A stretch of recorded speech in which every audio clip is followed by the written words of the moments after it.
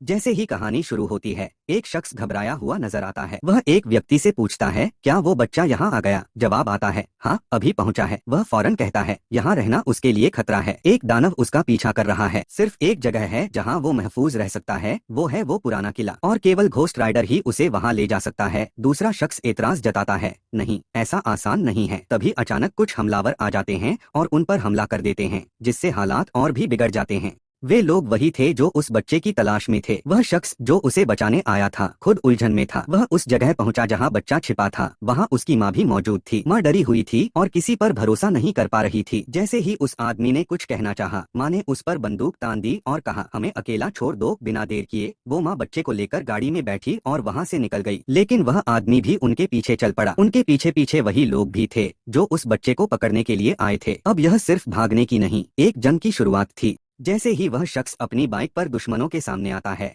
वे उस पर फायरिंग शुरू कर देते हैं। गोलीबारी में उसका बैलेंस बिगड़ता है और बाइक समेत वह पहाड़ी से नीचे गिरने लगता है। गिरते वक्त वह अपनी पिस्टल निकालकर पलटवार करता है। जवाबी गोलीबारी से पीछा कर रही गाड़ी का एक्सीडेंट हो जाता है और वे लोग वहीं रुक जाते हैं। किस्मत से वह आदमी एक पेड़ की डाल पकड़कर खुद को गिरने से बचा लेता है। दूसरी ओर माँ और बच्चा सुरक्षित रास्ते पर बढ़ते दिखते हैं। इसके बाद वह आदमी एक वीरान जगह पर पहुँचता है जहाँ दूर एक पुराना सुनसान घर दिखाई देता है। वो शख्स पुराने घर के भीतर कदम रखता है और सामने एक अकेला इंसान दिखता है, जॉनी, जो कभी घोस्ट राइडर हुआ करता था। सालों से वह यहाँ छुपा हुआ था, अपनी शक्तियाँ छोड़ चुका था और सब कुछ पीछे छोड़ आया था। तभी वह आगंतुक उसके पास आकर कहता है, मुझे तुमसे जरूरी बात करनी है। वह एक बच्चे की तस्वीर दिखाता है और कहता है, उसकी जान खतरे में है, तुम्हें उसकी मदद करनी होगी। इसके बदले जो चाहो मैं दूंगा। जॉनी चौंकते हुए पूछता है, भला मुझे क्या चाहिए होगा? जवाब आता है, शायद तुम यही चाहोगे कि ये श्राप हमेशा के लिए तुमसे अलग हो जाए। बस आज रात के लिए अपना रूप फिर से लो, कल से तुम हमेशा के लिए आजाद हो जाओगे।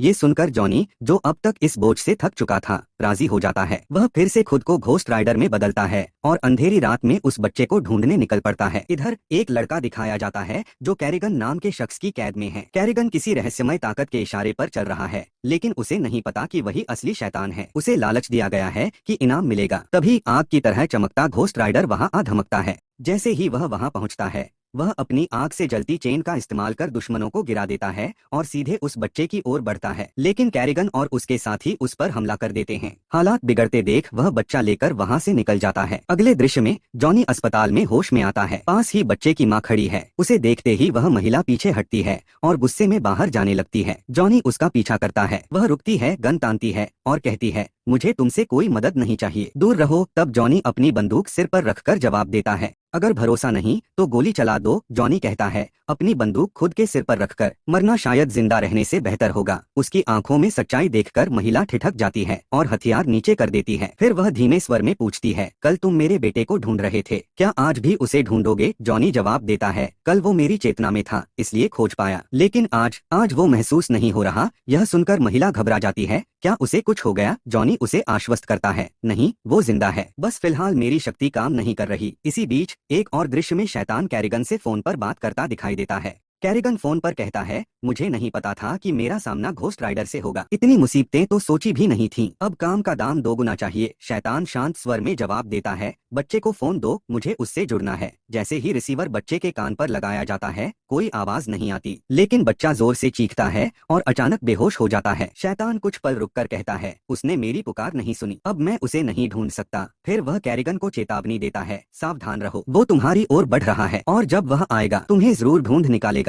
घोस्ट राइडर उस बच्चे को इसलिए नहीं महसूस कर पा रहा था क्योंकि वह शैतान की शक्ति के प्रभाव में था, लेकिन रास्ते में उसे कैरिगन अपने साथियों और उस बच्चे को लेकर जाता दिखता है। वह रास्ता रोकता है और एक तीखी भिड़ंत शुरू हो जाती है। लड़ाई के बीच बच्चे की माँ वहां पहुंचती है और मौका देखकर अपने बेटे को लेकर निकल जाती है। उधर घोस्ट राइडर दुश्मनों को खत्म करता है और फिर उस महिला के पास पहुंचता है। वह कहता है, कैरिगन और मुझ में कोई फर्क नहीं, मैं भी उन्हीं को मिटाता हूँ जिन्होंने बुराई की है। जब तक ये शक्ति मुझ में है दूर रहो, वरना तुम भी नहीं बचोगी।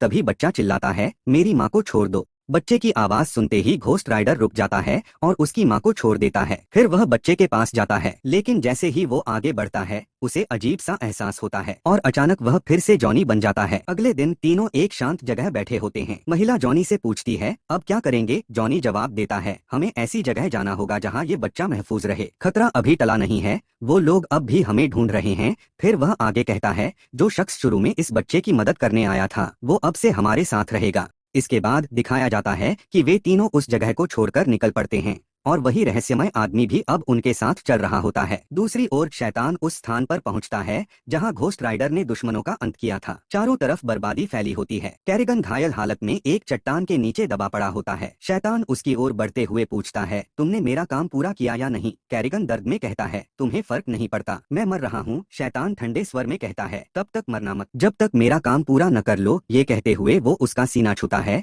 और उसमें एक नई भयानक शक्ति भर देता है। अब कैरिगन पहले जैसा नहीं रहा था। उसका चेहरा डरावना और उसकी मौजूदगी शैतानी लगने लगी थी। नई शक्तियों के साथ वो उस बच्चे को ढूंढने निकल पड़ता है। दूसरी ओर एक फ्लैशबैक में दिखाया जाता है कि कुछ साल पहले उस बच्चे की मां ने एक ऊंची इमारत से कूदकर जान देने की कोशिश की थी। वह मरने ही वाली थी कि तभी शैतान प्रकट हुआ। उसने कहा, मैं तुम्हें बचा सकता हूँ, लेकिन इसकी कीमत चुकानी होगी। और फिर उसने उसकी जान बचाई, पर बदले में उसकी कोख में पल रहे बच्चे की मांग की। शर्त ये थी, जब बच्चा 13 साल का होगा तब शैतान एक विशेष अनुष्ठान करेगा। उस अनुष्ठान में शैतान अपनी सारी शक्ति उस बच्चे में डाल देगा ताकि वह भी उसके साथ एक नया शैतान बन सके। उधर माँ, जॉनी, बच्चा और वो रहस्यमय आदमी एक सुरक्षित जगह की ओर बढ़ रहे होते हैं जहाँ बच्चा महफूज रह सके। रास्ते में जॉनी और बच्चे के बीच एक खास रिश्ता बनने लगता है। दोनों के बीच समझदारी और अपनापन दिखने लगता है। जॉनी, जो शुरुआत में बस अपने श्राप से मुक्ति चाहता था, अब धीरे धीरे बदल रहा है। अब वह सिर्फ खुद के बारे में नहीं सोचता, उसे बच्चे की परवाह होने लगी है। वो उसे सिर्फ बचा नहीं रहा, अब उसका रक्षक भी बन चुका है।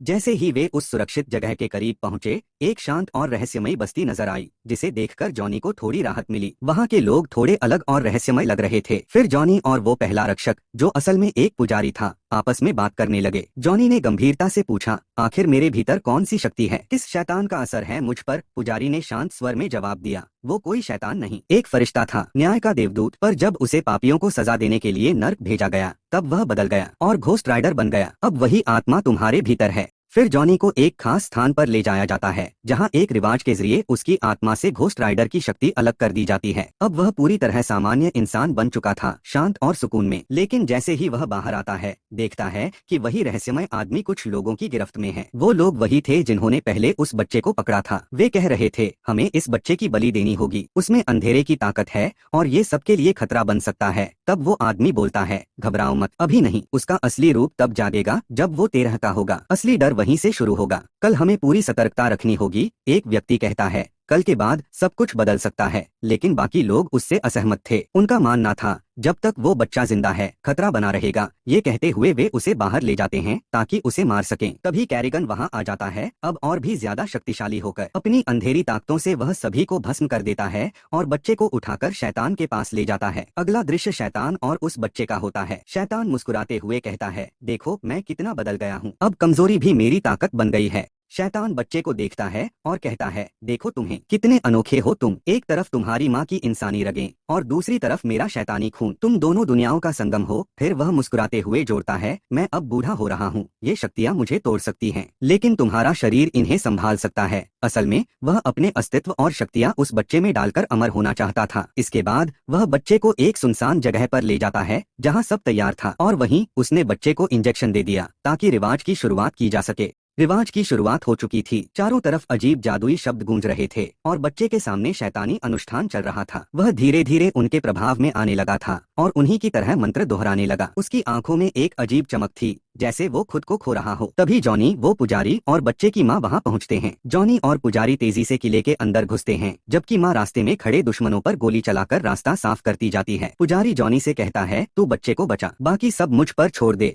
जॉनी तेजी से बच्चे की ओर भागता है, लेकिन देखता है कि अनुष्ठान पूरा होने ही वाला है। घड़ी टिकिंग कर रही थी। वह बिना रुके झपटता है और घूंसा मारकर शैतान को जमीन पर गिरा देता है। शैतान बूढ़ा और कमजोर दिखाई देने लगता है। जॉनी तुरंत बच्चे के पास पहुंचता है, चलो जल्दी यहाँ से निकलो। लेकिन बच्चा अब भी जादू के असर में था कुछ बोल नहीं रहा था। तभी जॉनी के हाथ में अजीब हरकत शुरू होती है, जैसे वो खुद से मुड़ रहा हो। तभी पीछे से शैतान एक घातक वार करता है और जॉनी नीचे गिर जाता है। उसी वक्त उसका साथी वहां पहुंचता है और दुश्मनों से भिड़ जाता है। उसी समय कैरिगन वहां पहुंचता है, अब पूरी तरह शैतानी रूप में। अफसोस, वह पहले जॉनी के साथी को मार डालता है। फिर वो जॉनी की ओर बढ़ता है। जमीन पर पड़े जॉनी को होश आता है और वह जल्दी से बच्चे से कहता है, बेटा ये तू नहीं है, तू इंसान है, खुद को पहचान। लेकिन बच्चा शैतान की ओर जाता है और कहता है, तूने मुझे अपना बेटा कहा तो अब मैं वैसा ही बनूंगा जैसा तू चाहता है। वो गुस्से में पलटता है और जॉनी की ओर आग उगलता है, मगर उसी आग की लपटों में कुछ जागता है। घोस्ट राइडर की शक्ति लौट आती है। जॉनी फिर से जलते स्वरूप में बदल जाता है।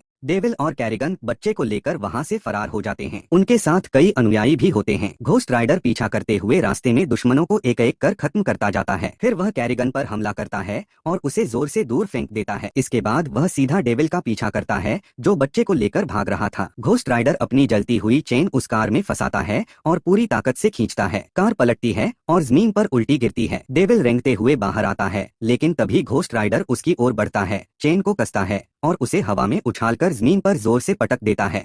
घोस्ट राइडर शैतान को जमीन में धकेलता है, उसकी ताकत से धरती कांपने लगती है। आखिरकार शैतान चिल्लाता हुआ नर्क में समा जाता है, हमेशा के लिए खत्म। बच्चा दौड़कर अपनी माँ की ओर आता है, लेकिन माँ घोस्ट राइडर को देखकर डर जाती है। तभी वो धीरे से बच्चे को कार से निकालता है और माँ की गोद में सौंप देता है। इसके साथ ही वह फिर से जॉनी बन जाता है। उसकी हथेली से अब नीली आग निकलती है जो पहले लाल हुआ करती थी। वह मुस्कुराकर कहता है, अब मैं कुछ अलग महसूस कर रहा हूँ, जैसे रोशनी मेरे अंदर हो। वह अपनी हथेली बच्चे के चेहरे पर रखता है और बच्चा होश में आ जाता है। बच्चा घोस्ट राइडर की ओर देखता है और मासूमियत से पूछता है, क्या हमने सच में जीत ली? घोस्ट राइडर मुस्कुराता है और जवाब देता है, हाँ बेटा, हमने जीत हासिल कर ली। इसके बाद जॉनी को दिखाया जाता है जो अपनी बाइक पर बैठता है। अब उसकी बाइक से निकलने वाली आग लाल नहीं बल्कि नीली होती है, जो इस बात का संकेत है कि उसे अपनी सच्ची पवित्र शक्ति वापस मिल चुकी है। अब वह सिर्फ बदला नहीं बल्कि इंसाफ और सुरक्षा का प्रतीक है। दिन हो या रात, अब वह सभी मासूमों की रक्षा करेगा। इसी भावपूर्ण मोड़ के साथ कहानी समाप्त होती है।